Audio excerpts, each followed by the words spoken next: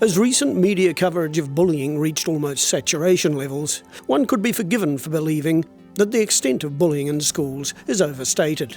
However, Dr Fiona Pienaar's recent research into student stress suggests that bullying is a central stressor in New Zealand students' lives. Within the school, there were 5 stressors identified. Some of them wouldn't be surprising. Bullying was the most commonly named stressor. As far as school was concerned, homework, giving speeches. A lot of children don't like giving speeches. Anxiety about schoolwork, and when teachers are stressed and unavailable. Even though quite a number of principals said that there was no bullying in their schools, children in all schools I visited spoke about bullying. A lot of children knew about what had been set up in the school and that there were things like zero tolerance, but that they were still talking about the bullying that was going on, and children can identify who's being bullied, who the bullies are, who's been affected, which teachers respond when you ask for help, and which teachers to avoid. The fact that students know all this informs Dr Pienaar's belief that the focus on the bully and his or her victim actually obscures the fact that bullying is a whole school issue.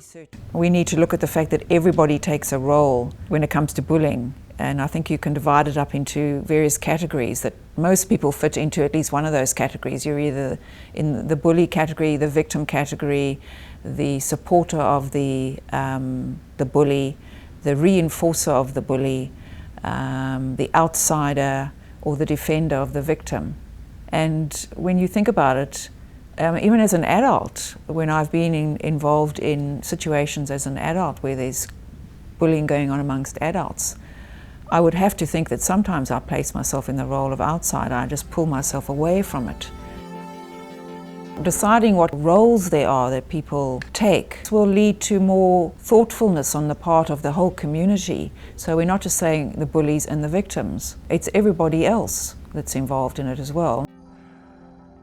That it has to be a whole community approach, including your school, your community, your board of trustees. Everybody has to be involved, and down to the smallest child needs to be able to identify, or talk about what bullying is, and talk about the strategies, and react when there is bullying. The research shows that bullying is massively underreported. In my study, it was the one thing that many children spoke about in terms of not being able to talk to their parents about it. They would not tell their parents. And as a parent, I can understand that because chances are you'll go down to the principal's office and complain. There were quite a lot of comments from children talking about how that can make things worse.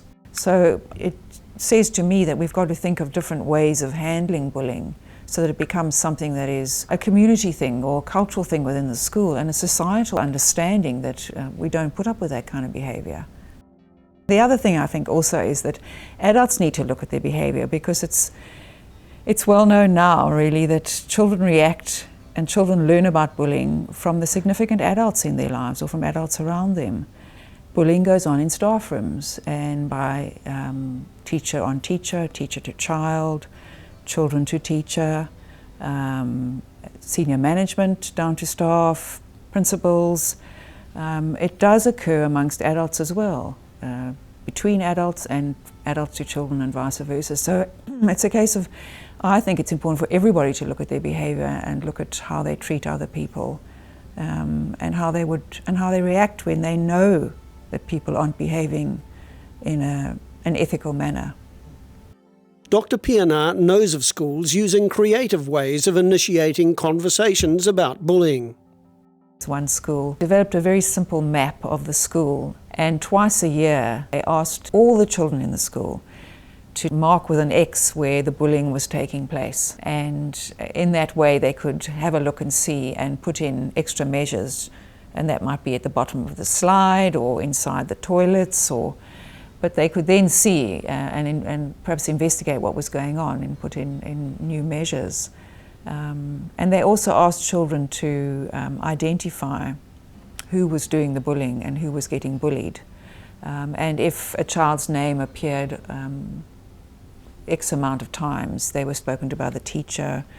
If it was more times than that, they were spoken to by the principal, and there was some level the parents were brought in as well. So there was a sense of that everybody was working together and standing up and saying, no, this isn't good enough, and working to identify where the problems were in the school.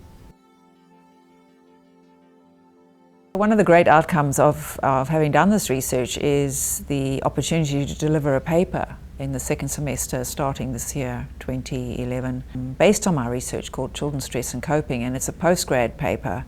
And it's aimed at teachers largely, but anybody who's interacting, living with, working with children, I think will find it very interesting.